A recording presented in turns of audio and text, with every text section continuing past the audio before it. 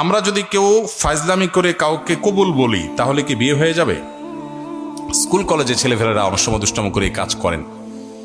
দেখুন, সালাতুন জিদ্দুহুন্না জিদ্দুন ওয়া হাজলুহুন্না জিদ্দুন। নবী সাল্লাল্লাহু আলাইহি সাল্লাম বলেছেন তিনটা কাজ হাসতে হাসতে করলে যা হবে সিরিয়াসলি করলেও তা হবে। এর ভিতরে একটা হলো বিয়ে। যদি দুইজন সাক্ষীর উপস্থিতিতে, অ্যাডাল্ট দুজন সাক্ষীর উপস্থিতিতে এই কাম করে থাকেন, উভয়ে হাসাহাসি করেছেন, আর নিজেরা শিশু না হন, আপনারাও অ্যাডাল্ট হন, তাহলে হানাফি মাযহাবের মাসআলা অনুযায়ী বিয়ে হয়ে যাবে। বলবেন হুজুর মোহরটা ঠিক কই নাই। মোহর অটোমেটিক সেট হয়ে যাবে, কিন্তু বিয়ে হয়ে যাবে। খুব জটিল। এখন অনেক সময় আমরা ফাজলামি করি। এখন কেউ নাটক সিনেমাতে অভিনয় করার জন্য করছে, সেটাও যদি দুজন সাক্ষীর সামনে করে, ওই ব্যাকল জানে না, যদি আবিয়াত্ত হয়ে থাকে বিয়ে হয়ে যাবে, আর যদি বিবাহিত হয় তাহলে তার কোনো উপায় নেই। তো শরীয়তের এই মাসালাগুলো নিয়ে তামাশা করা যাবে না, এগুলো সিরিয়াস ইস্যু। আমার 2 বছর বয়সী পুত্র সন্তান সারা রাত একটুও ঘুমায় না, খুব কান্নাকাটি করে, বাড়িতে সবাই অসুস্থ হয়ে পড়ছি না ঘুমিয়ে। এখন করণীয় কি? ভালো কোনো রাকি শরণাপন্ন হবেন। আমার অফিসে রুকিয়ার জন্য শত শত মানুষের সিরিয়াল। আমি বারবার করে বলি, ভাই আমি কোনো রাকি না, রুকিয়া করা আমার কাজ না, আমার নিজের রুকিয়ার জন্য আমি অন্য রাকিদের সহযোগিতা নেই।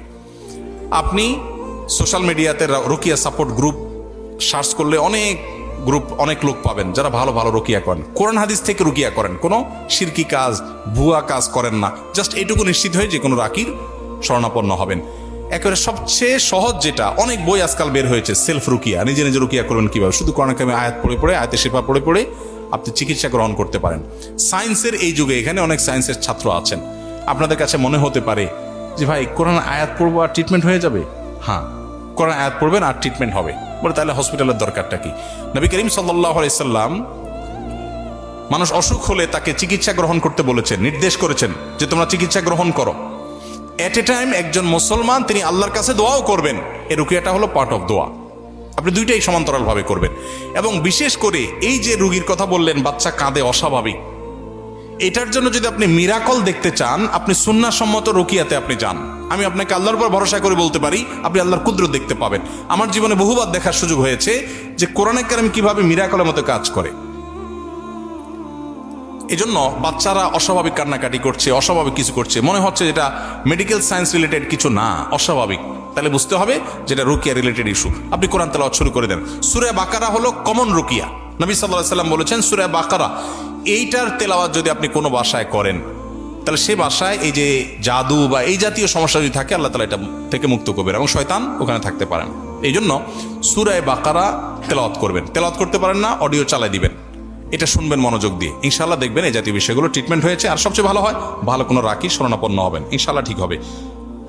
আমি একজন বেকার যুবক, অনার্স 2য় বর্ষে পড়ি। আমার মা আমাকে এখনই বিয়ে দিতে চায়, কিন্তু আমি নিজে উপার্জন অক্ষম না হয়ে সংসারে জড়াতে চাই না। এখন আমি কি করব? মানসিক চাপে আছি।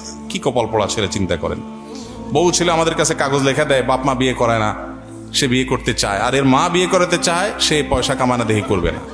মানে কত বড় কপাল পড়া হলে এটা সম্ভব, চিন্তা করেন। কোনো মা বাবা যদি উদ্যোগী হয়ে সন্তানকে বিয়ে করান, আলহামদুলিল্লাহ, তার মানে মা বাবা সাপোর্ট করবেন, বউকে না খাওয়ায় মারবেন না, রেখে দিবেন না, তার মানে তোমার বাবা মার সাপোর্ট আছে ভাই।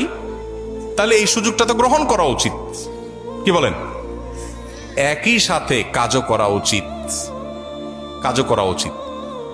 বলে হুজুর আমি পড়ালেখা করে কাজ করব। পড়ালেখা করে কাজ করা যায় না?